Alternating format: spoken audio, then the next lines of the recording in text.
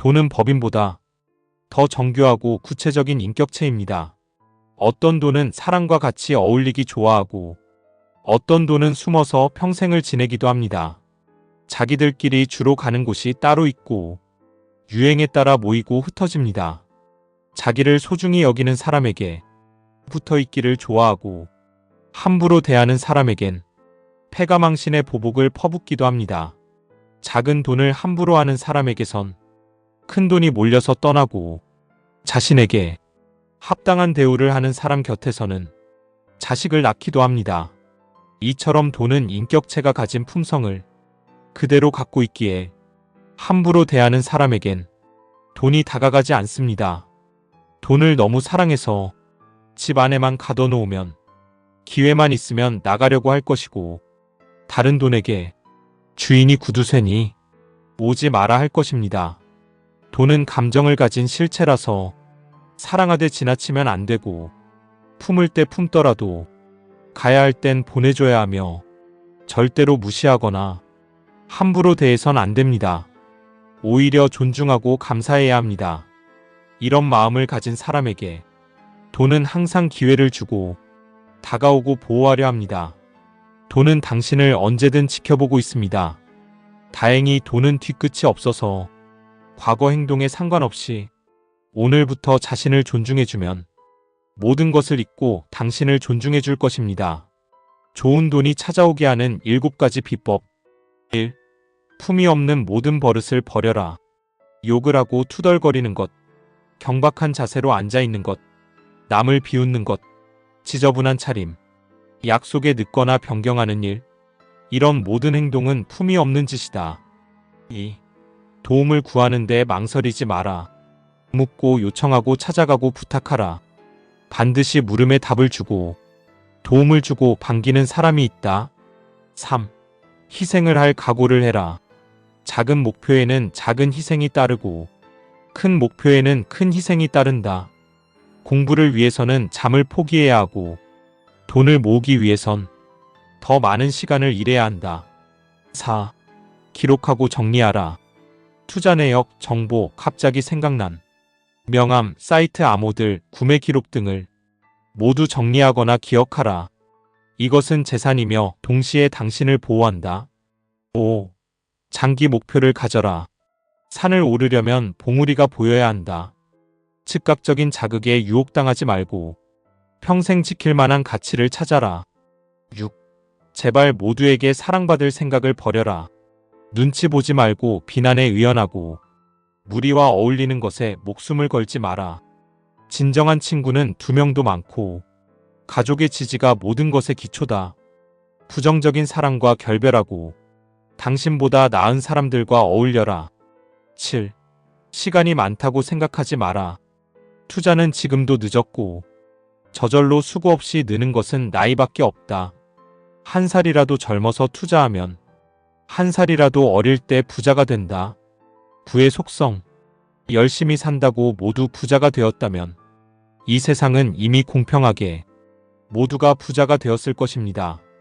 열심히 살면 먹고 사는 문제는 해결될 수 있겠지만 정말 부자가 되기 위해서는 열심히 사는 것만으로는 부족합니다. 일의 양을 늘려 부자가 되려 하거나 일과 저축을 통해 부자가 되는 데는 한계가 있습니다. 투자나 시장의 돈이 움직이는 것에 신경을 쓰지 못합니다. 일이 너무 많고 바쁘기 때문입니다. 돈을 모으는 방법도 모아놓은 돈을 불리는 방법도 배우지 못하고 다른 자산이 올라가는 동안 집 한 채 겨우겨우 마련하고 인생이 끝나버립니다. 돈을 많이 번다고 부자가 되는 것도 아닙니다. 부자가 되기 위해서는 버는 돈보다 쓰는 돈을 잘 관리해야 합니다. 씀씀이를 줄이지 못하면 자산은 줄어들기 마련입니다. 부자는 수입 규모에서 나오는 게 아니라 지출 관리에서 나옵니다. 작은 돈을 함부로 하지 말고 정기적인 지출을 모두 줄여야 합니다. 수입 중에서 가장 좋은 수입은 정기적으로 들어오는 돈이고 가장 나쁜 지출은 정기적으로 나가는 돈입니다. 매달 자동이체로 나가는 돈은 아무리 사소해도 줄여야 합니다. 부자가 된다고 행복한 것도 아닙니다. 지킬 것이 많아져 불안하고 걱정이 많아집니다. 더 큰 부자를 보면 초라해지고 가난한 사람을 보면 한숨이 납니다. 은행에서 지점장이 인사를 안 하면 화가 나고 줄 서서 기다리면 짜증이 납니다. 가족은 돈을 쓸 때만 모이고 친척들은 갚지도 못할 돈을 빌려달라고 떼를 씁니다. 질이 좋지 않은 돈은 주인을 해칠 수 있습니다. 자신이 부자일수록 세월과 사회에 더더욱 감사해야 합니다. 작은 부자는 본인의 노력으로 가능하지만 큰 부자는 사회 구조와 행운이 만들어주기 때문입니다. 돈을 진정 사랑하면 함부로 대하지 않고 지나친 사랑으로 올가매지도 않으며 항상 좋은 곳에 보내줍니다. 존중을 받지 못한 돈은 영영 떠나가고 사랑을 받은 돈은 다시 주인의 품으로 돌아옵니다. 그러니 나가는 돈은 친구처럼 환송해주고 돌아오는 돈은 자식처럼 반겨주십시오. 돈이 목적이 되는 순간 모든 가치 기준이 돈으로 바뀌고 집안의 주인이 된 돈은 결국 사람을 부리기 시작합니다. 결국 사람이 돈을 대신해서 일을 하게 되며 돈의 노예가 됩니다. 돈을 벌 때는 가능하면 품질이 좋은 돈을 벌어야 합니다. 품질이 가장 좋은 돈이란 당연히 정당한 방법으로 차곡차곡 모아지는 돈입니다. 급여 수입이나 합리적 투자나 정당한 사업을 통해 얻는 모든 수입입니다.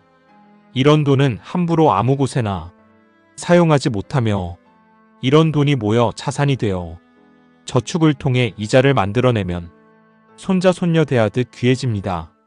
반면 일확천금처럼 얻은 돈은 사치와 방탕한 생활을 하는 데 사용되어 인생을 그르치게 됩니다.